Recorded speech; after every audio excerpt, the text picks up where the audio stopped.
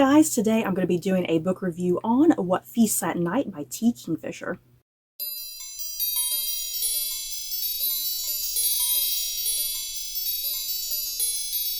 What Feasts at Night is book 2 in the Sworn Soldier series by T. Kingfisher. After the terrifying events at Usher Manor, Alex Easton has returned to their ancestral home, only to be greeted by a dead housekeeper, a home in disarray, and whispers of a creature that steals the breath from its victims. Easton is plagued by dreams of their past, caused by this monster, and Easton and their friends must figure out a way how to stop this monster before it kills again. After I concluded the absolutely wonderfully terrifying What Moves the Dead by T. Kingfisher, never in a million years did I expect T. Kingfisher to write a second book that follows up that book. I did. I loved What Moves Dead. That was just such a perfect retelling of Poe's The Fall of the House of Usher. It just blew me away. Now, I don't think What Feasts at Night is anywhere near as good as What Moves the Dead, but I still had a really great time with this book because I love the characters and I love kind of the world building that T. Kingfisher has going so far with this two-part series. I don't think this book reached the heights of What Moves the Dead. What Moves the Dead, there were just some moments in that were just so genuinely scary and terrifying and really like gross and gruesome. Seriously, there's some really just graphic stuff that happens in that book.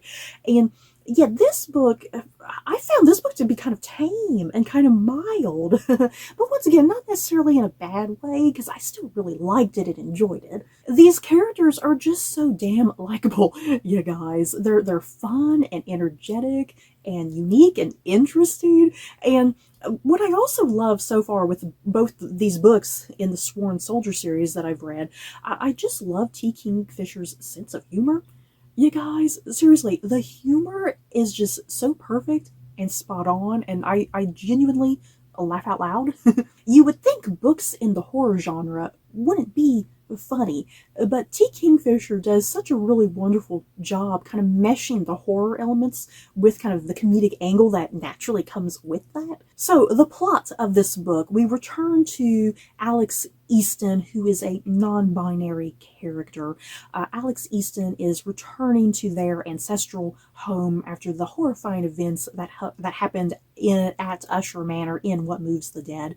Alex Easton, they are joined by some companions. Alex Easton returns to the home, and the housekeeper has just wound up dead, and the house is in disarray, and there's rumors of a creature that is stalking the local villages, a creature that like sucks the breath out of its victims. So What Moves the Dead was like a very traditional sort of retelling of Poe's House of the Fall of the House of Usher.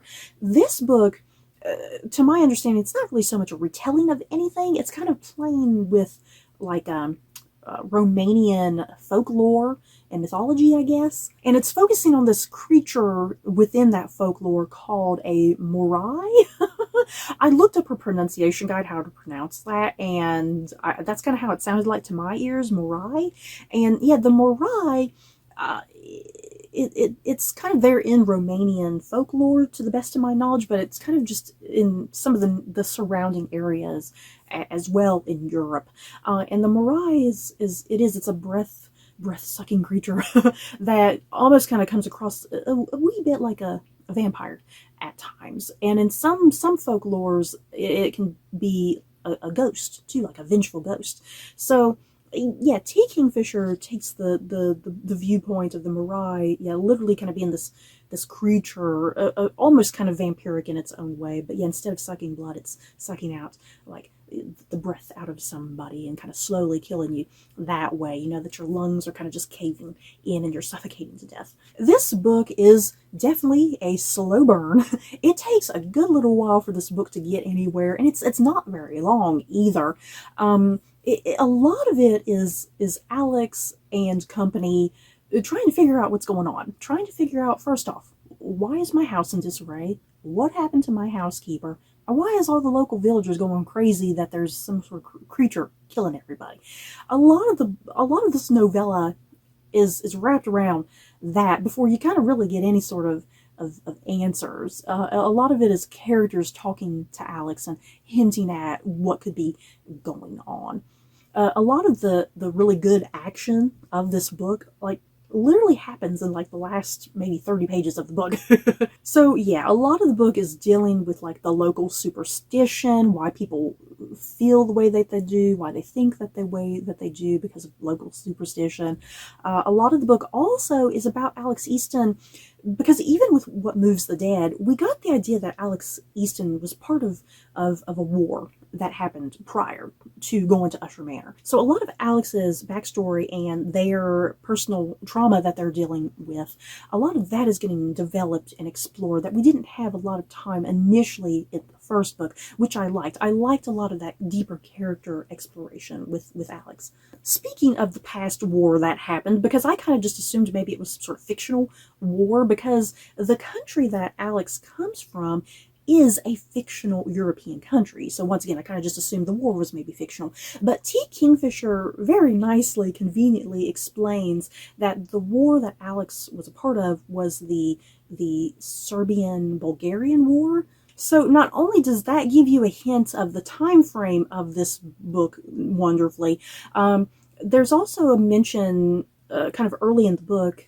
Alex mentions something about their home country, that other surrounding countries are about to enter like a new century, but their country is still kind of held back.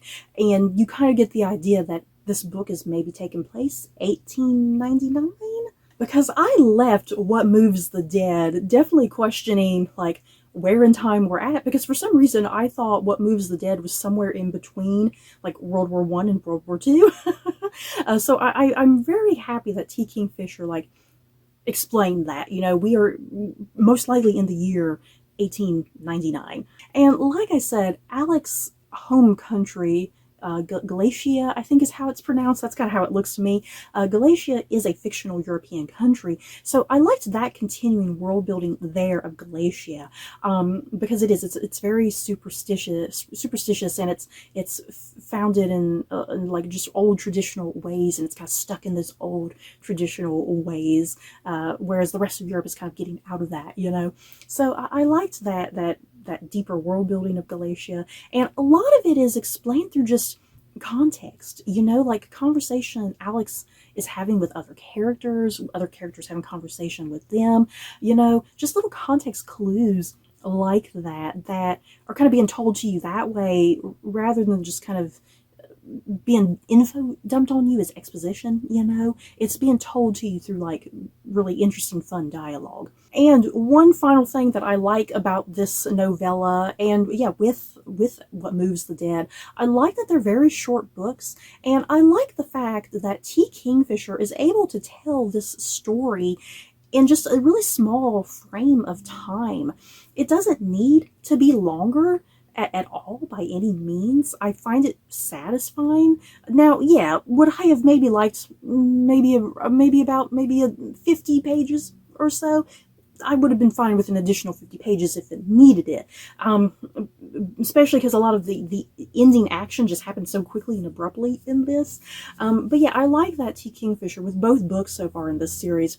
They're quick, they're precise, and they're comprehensive, and you don't need just an overabundance of things. It tells the story that it needs to tell. It knows the story that it needs to tell, and it sticks to it without going off and diverging into a million other directions, which it doesn't need to.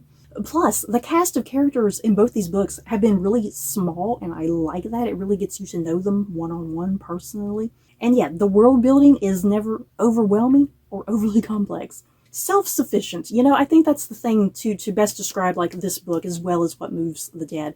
These books, these plots, these characters, they're really just self-sufficient, I think.